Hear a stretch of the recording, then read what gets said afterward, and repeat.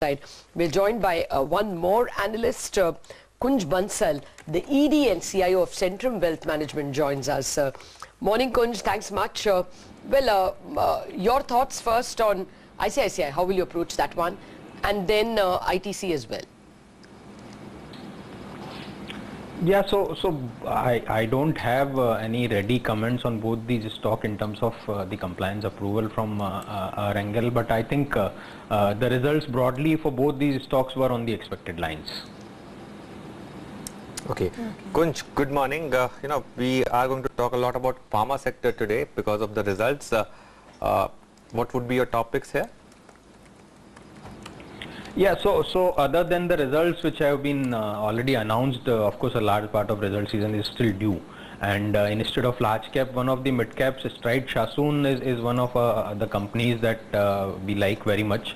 The company did not have much of top line growth in the year passed by, that is financial year 2017, but the next 2 years we expect in the range of 25 to 30% annualized growth rate in its top line. The company operates at margin 20% plus and return on equity close to 20%. And in terms of valuation, it is currently available at a price to earning ratio of 12 times forward, which in this market, which is at a high and the valuations are not comfortable, is quite a comfortable valuation.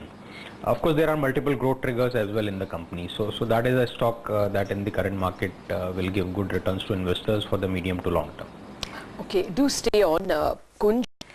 Kunj, NBFCs have been doing very well. In fact, they've been the leaders in this rally. Anything in particular that you like over there? Yeah, so one of the NBFC which has already announced its results also, so to that extent the uncertainty is over, is a company, Sundaram Finance. On a standalone basis, company is largely into the vehicle financing business.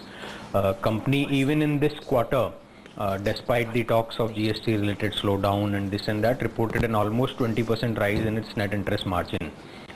Besides the standalone exposure to vehicle finance, when we buy into this company, we also get exposure through its holding into the asset management, housing finance and insurance business. Currently, the return on assets for the company are 2.5, 2.6, and we are getting it at a price to book of 3, which one can argue whether it is cheap or not, but in the current market, when any decent NBFC is available at a price to book of 4 and 5, this is available at a 3, it certainly makes an optimum case of good investing. Fair enough. Kunj, thank you very much for joining us with your stock strategies.